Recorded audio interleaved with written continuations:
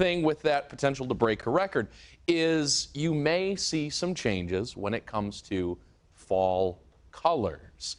The warmer we are going into the beginning of the season here, where we're going to start to see those colors change, you could actually delay it a bit later into the fall season. The longer you delay it, the less time you have for them to truly change color. So that's something we have to look at when it comes to that heat at the beginning of it. But we got a little bit of time. And as a reminder, you know, now that it's September, things change very quickly. Within the next 2 weeks, by 7 o'clock, you're already going to start to see the twilight colors start to really pop up. 1 month from today, 7 o'clock is going to look very different, just 1 month away. Then, of course, we get to 2 months from now, we're just not going to talk about that. All right, so now that I've made everybody very, very sad, here's what we've got going into the weekend. It is a beautiful weekend, and if you haven't yet hit the road, or if you have hit the road and you're watching us from somewhere already on the west side of the state, first off, hello, thanks for streaming us. But second, there are some issues on Lake Michigan beaches that we talked about yesterday, and it's important to mention again.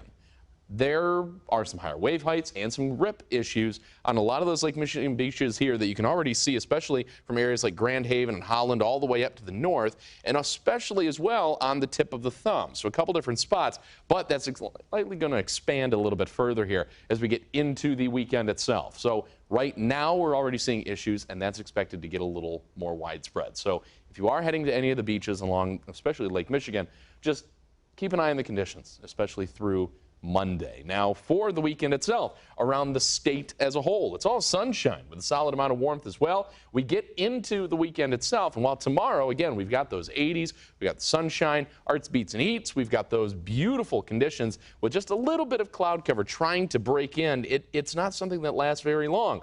Well, it looks great. Now, what about if you were heading just up north? Well, that's also going to be a nice mild trend. Whitefish Point over toward the Sioux, likely in the mid-70s, while Mackinac Island is just about the same, 80s, potentially even 90s for everybody else. Labor Day, we've got those 90s also, and that's the one where we could break the record. 92 degrees, that would be the record, or at least tying it.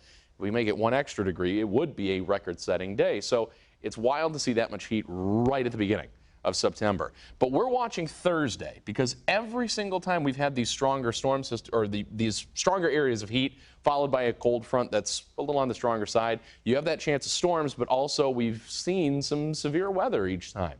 It's the track record's there. So the next weather team is watching it very closely. Either way, the heat is there. We're going to stick with it all the way through the extended forecast. And our eyes, once we got the sunshine, we've got the heat, could maybe affect the way fall colors evolve over the next month or so, but our eyes are on Thursday. All right, that's the day to watch for. Absolutely. In the meantime, just enjoy. One last hurrah, right? There you go. For summer.